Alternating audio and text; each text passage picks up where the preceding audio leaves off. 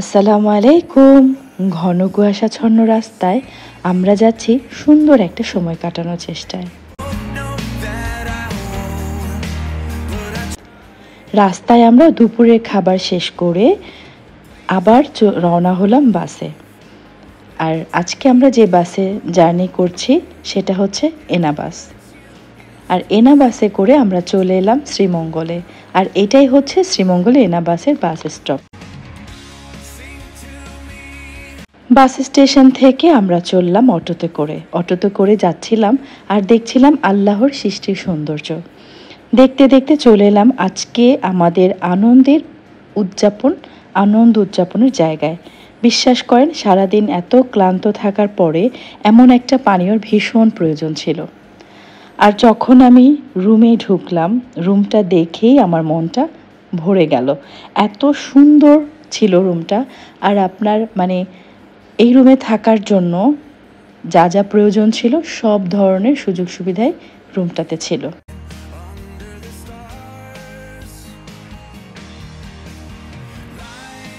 আমরা রুমে একটু বসে ফ্রেশ হয়ে তারপরে বেরিয়ে পড়লাম।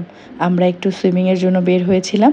আর যখনই বের হলাম এত সুন্দর ভিউ, এত সুন্দর কি বলবো, এই যে আমরা সুইমিং শেষ করে ঘুরছি। কতগুলো পাখি দেখতে পাবা।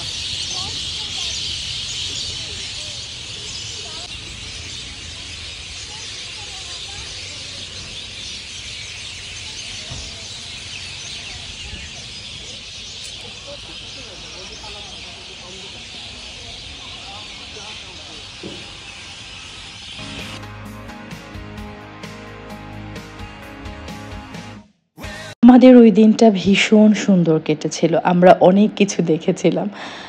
এত কি বলবো, প্রকৃতির মনে হচ্ছিল যে প্রকৃতিতে কি আমরা চাই সব ধরনের জিনিসই ছিল।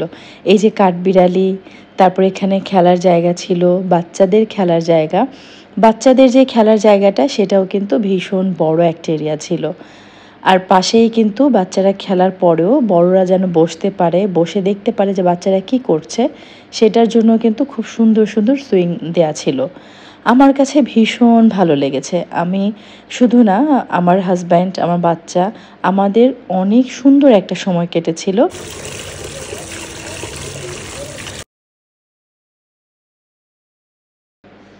ইতিমধ্যে অনেকেই হয়তো আমার ভিডিওতে দেখে বুঝেই ফেলেছেন আমরা চলে এসেছি আজকে গ্র্যান্ড সুলতানে। আর আসলে আমাদের যেতে যেতে অনেক বেশি সময় হয়ে যাওয়ার কারণে আমরা খুব একটা ঘুরতে পারিনি রাতের বেলা।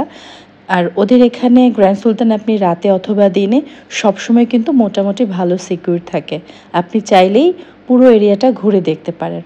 আর যেহেতু ওই সময়টাতে ছিল ডিসেম্বরে, ক্রিসমাসের আগে, তো আমাদের সময়টা এমনিতে অনেক ভালো কেটেছিল।